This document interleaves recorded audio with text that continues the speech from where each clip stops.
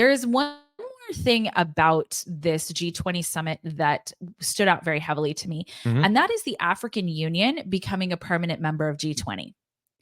The African Union becoming a permanent member of G20, I think that when they did it, they said, so Prime Minister Modi said this will strengthen the G20 and also strengthen the voice of the global South.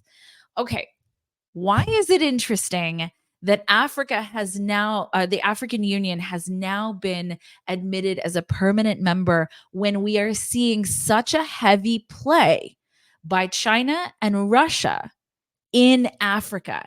And we're seeing the loss of colonialization Yeah. in African nations. But you add to that, beside the heavy presence, the sentence should also completed with the loss of Western colonialism in Africa. I'll put them Absolutely. all in Yeah. one sentence Yeah. because that's a reflection for the current geopolitical realities on the ground in Africa. Yep. That's the way I see it. So they are seeing that the resources, the Western powers, mainly France and Germany to a degree, US to a degree, but mainly France, they seem they're losing grip on that. As a matter of fact, Absolutely. now France, to my knowledge, this morning I had to read something in from France, and Yeah. they are making arrangements now with individual countries in Central Africa to maintain the military agreements, Yeah. but it's not going to hold. It's because now any country that see cozying up to France will Yeah. be perceived as.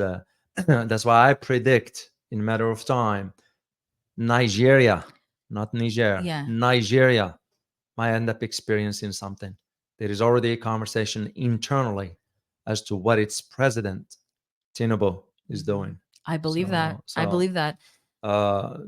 so this is within that context of Mhm. African Union. It's gonna now, because to me Africa is now or never.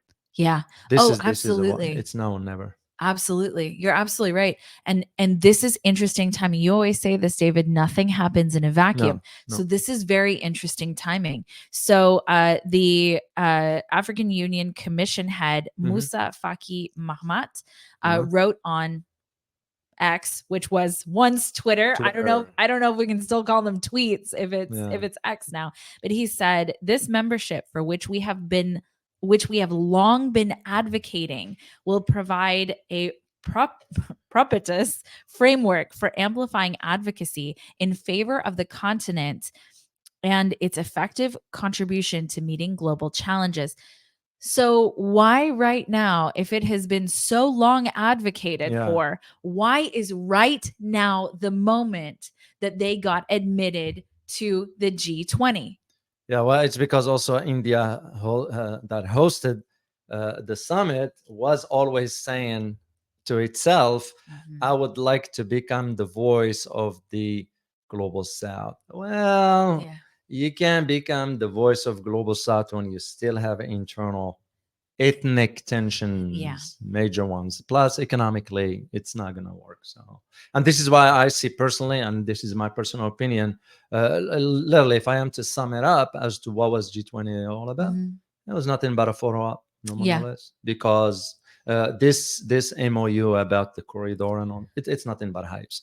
As a matter of fact, we have I have one tweet here that I got from, you all remember Hussein Askari? Oh, yeah. Yeah, I put a tweet there, and I couldn't agree with him more on this. That G20 basically is nothing but a geopolitical empty shell. Right. That's his word. So I quote him on this one here, and he was right. And somebody who understands the dynamics of what sort of global economics is all about. Yeah.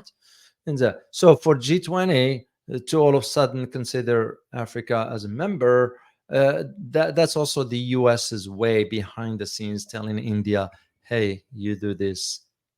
Because remember, that's what we do. Yeah. We can sometimes tell countries what to do. Yeah. Otherwise, how would you explain the trip of Biden after this to Vietnam?